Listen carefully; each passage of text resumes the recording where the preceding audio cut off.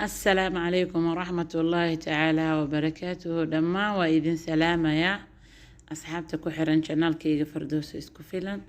وأمركن إنيو فيديو بليس هدي أي تامركي كوغو هوريس جانالك سو بوغاتي سكرام نوصار هدي أنا لجوغي جرتانا ليك أنشير صحابتا هذا كلا لسي وداك تاوشاد هذا عادي هذا وقو مهدسنتهاي maanta waxaa noo wadaa فيديو yar oo ku saabsan in badan dadku waxay soo weydiiyaan maciishada Masar maqaaliya ama raqiisa. Horta Masar wax walba way isbedeleen 2 sano ka hor ama sanad ka hor sidii ahayd maanta ma aha. Marka dadkii sanadihii kasii horeysay joogana way kasii duwan tahay. Marka maxaa la dhahaa maanta waa ujeedaan adeega aan soo gado meesha yaalo waxaan ugu talagalay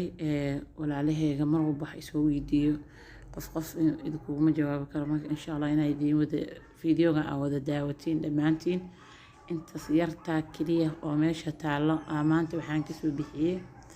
lacag oo u dhigmato 40 baan Ingiriis ah ama $50 u dhigmato waa 800 oo wadankan rasiidka xataa u jeedin meesha idin soo saaray waa wax aad u yar wax weyn maaha wax badan maaha waa ujeedaan adeeg aad u yar waaye waa bur mayonnaise maxaa la dhahaa beegar kooka bakiska caruurta la siiyo caleenta shaaha nateelada waxa ugu badan oo ku jiro waa burkaas 10 kiilo burka ku jiro geeda dhulka lagu dhaqo shaambada alaabta lagu xeeraali ahaada banaanka waxaa marooyaa mooto umareena marooso dhawaaqeeda karaali ahaada karaali gelinaya. Marka maciishada Masar aad iyo aad isku bedeshay xagga dhanka oo guryaha gabdho badan guryaha isoo weydiiyay guryaha xataa way isbedeleen Madiinada Nasr guryaheeda maanta guri waxaa jiro oo aan go'lanin oo 6500 ugu guryaha. Marka guryaha xataa way isbedeleen maciishadu way isbedeshay qof walba oo joogo ka qiyaas qaadan karaa u jeeda intaas yarta kaliya meesha taalo maanta oo wax kale aysan ku jirin rasiidkeeda meesha idin soo saaray u jeedaan waxaan ka soo bixiyay $50. soo marka qofka markuu hadhowti oo inta imaado oo wixii la bataan wuxuu dhahayaa oo Masar waxa u maleynaa raqiis. soo marka jiiskas kaliya hada u jeedaan I think $5 amal u dhigmaha u maleynaa waa 80 iyo dhowr inuu yahay u maleynaa wadankan marka aad wax walba u qaaloomeen rasiidka aad maanta markaan dukaanka rasiidka isoo siiyay lacagta dhiibay aad la yaabay soo wax yar watay hadana wixii lacag badan ay ahaayeen.